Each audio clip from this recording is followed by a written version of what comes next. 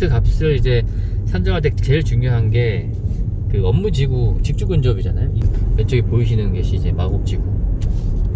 마곡지구 같은 경우에는 뭐 다 아시겠지만 서남부의 대표적인 업무 밀집 지역이잖아요. LG 뭐 사이언스 파크라든지 뭐 기본 뭐 SO일이라든지 뭐 한미제약 등 뭐 중견기업까지 들어와 있고, 뭐 작은 것까지 하면 한 1000여 개 정도 기업이 들어와 있다고 하고, 상주 인구만 해도 한 20만 명 정도 된다라고 하는 대표적인 서쪽의 복합 업무 시설, 업무 지구죠.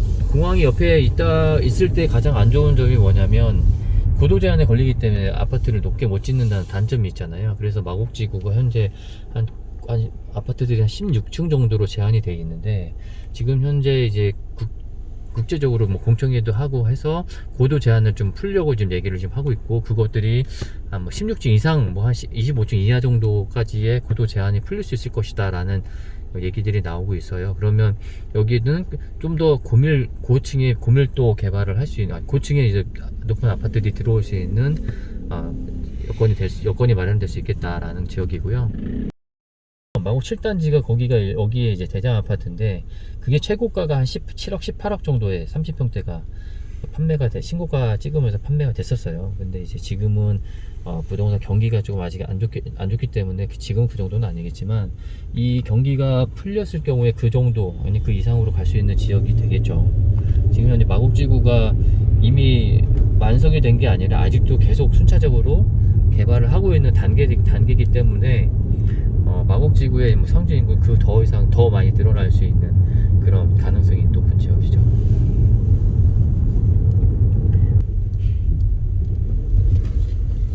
여기가 좋은 게 도로들이 굉장히 넓게 빠져 있잖아. 그래서 도로들이 굉장히 넓게 빠져 있고, 모아타운은 가로주택 정비 사업을 변형해서 서울시 오세훈 시장이 조금 이제 추가적으로 혜택을 주면서 서울시에서만 진행하는 모아타운 재개발 사업이 모아타운인 거고, 모아타운 사업 같은 경우에는 10,000제곱미터 이하의 소규모 재개발 사업을 모아서 하나의 대단지처럼 이제 대단지 아파트처럼 개발할 수 있게끔 이제 추진하는 것이 모아타운이잖아요.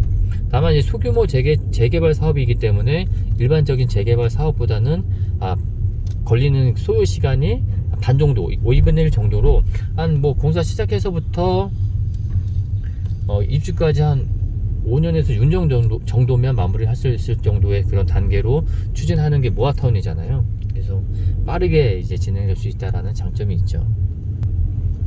다만 이제 모아타운이든 신속통합이든 제일 중요한 거는 이게 재개발을 한다라고 하면 항상 몰리는 사람들이 투기꾼들이 몰리잖아요. 투기꾼들이 몰리기 때문에 그 투기하는 세력들을 방지하고자 그 권리산정 기준위를 만들어 놓은 거고, 모아타운 같은 경우에는 권리산정 기준위를 후보지 발표할 때 그때마다 별도의 그 권리산정 기준위를 발표하게 되어 있어요. 그래서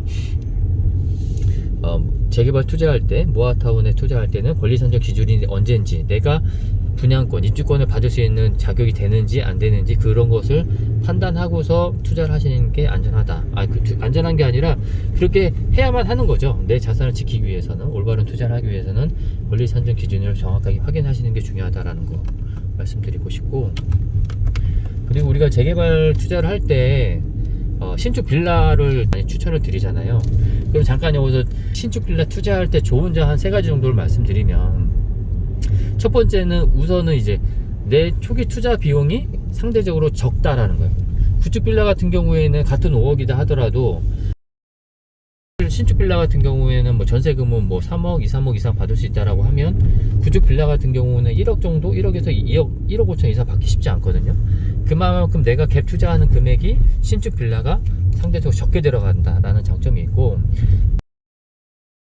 신축 빌라기 때문에 세입자를 맞추는데 조금 더 유리하다. 그리고 건물이 노후되지 않았기 때문에 건물 관리할 건물 노후돼서 신경 쓰는 것들이 굉장히 없다라는 장점이 있는 거. 이게 첫 번째 이유고, 두 번째는 임대사업자 등록이 가능하다는 거예요.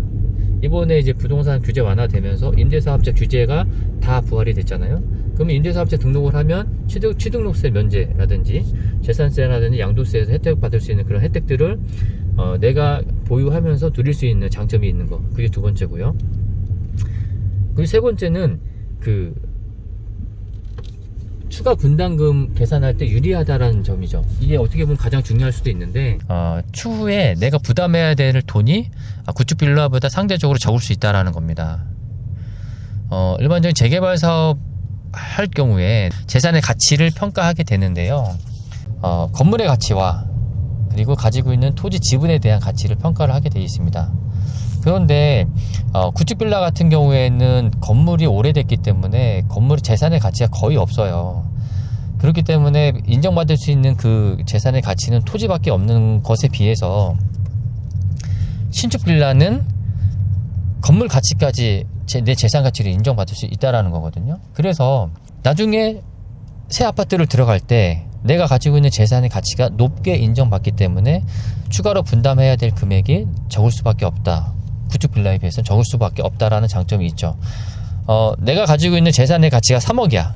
그런데 향후에 내가 입주할 아파트의 가격이 2억이면 1억을 돌려받는 거고요. 내가 가지고 있는 재산의 가치가 1억이고 향후에 들어갈 아파트의 가격이 2억이면 1억이라는 돈을 더 추가해야 되거든요. 이렇게 계산할 때 신축 빌라 같은 경우에 건물의 가치까지 인정받기 때문에 내가 가지고 있는 재산 가치를 인정받는 데 있어서 구축 빌라보다는 높게 평가를 받을 수 있다.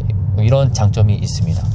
여기 보면 이미 국방부 이게 소유의 재산인데 이미 철수를 다 했고 이전을 다 했기 때문에 이게 이쪽에 땅이 넓은 땅이 많잖아. 그렇다라고 하는 게 빈 땅이 많다라고 하면 그만큼 개발할 수 있는 호재, 거리가 굉장히 많다라는 얘기가 되는 거고, 서울 중심부나 이런 데들은 개발할 땅이 없기 때문에 기존의 것을 부시고 높게 짓고 이렇게 해야 되는데 그렇게 개발하는데 걸리는 시간이 굉장히 많이 걸리는 반면에는 이렇게 지금 빈 땅이 많다라고 하는 거는 그냥 계획만 세워서 높이 올리거나 뭔가 집어넣으면 개발이 좀 더 수월하게 될 수 있다라는 거죠. 그리고 현재 저 앞에 보시면 이제 아파트 군부대 때문에 도로가 관통되지 못하게 막혀 있는데, 지금 현재 이제 군부대가 이전함으로 하고 국방부하고 LH에서 어떻게 개발하겠다 그거에 합의가 완료되면 바로 지상으로 이제 도로가 뚫리게 되는, 그렇게 이제 개발 계획이 잡혀 있죠.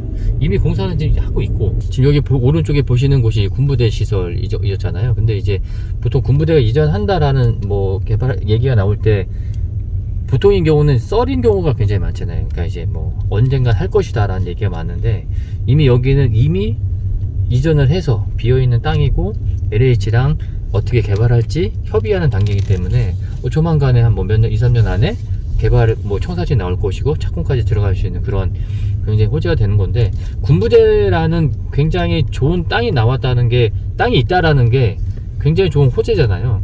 보통 서울에 이 정도 넓이에 개발할 수 있는 땅이 거의 없어요.